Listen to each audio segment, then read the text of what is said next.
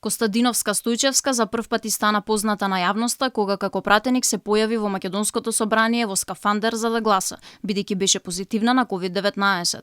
Таа немала никакви допирни точки со културата пред да седне во министерската фотелја. Била професорка по англиски јазик на Битолскиот универзитет и има лиценца за лектор по англиски.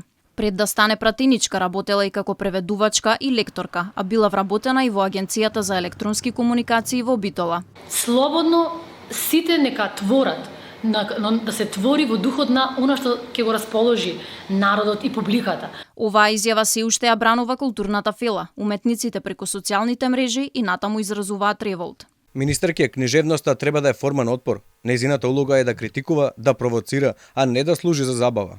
Слободно нека творат, но да се твори во духот кон тоа што ќе ги расположи народот и публиката.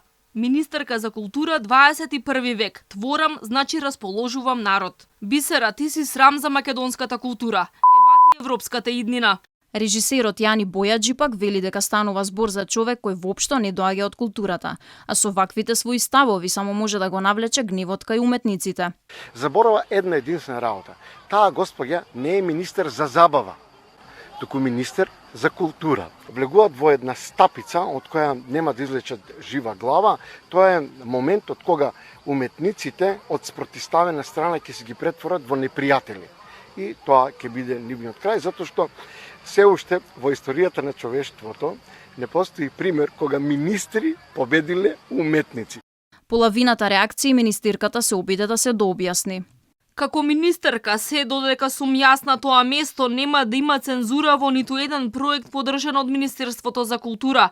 Според македонскиот устав, барем онаков каков што е во моментов, цензурата е забранета, а слободата на говорот е гарантирана.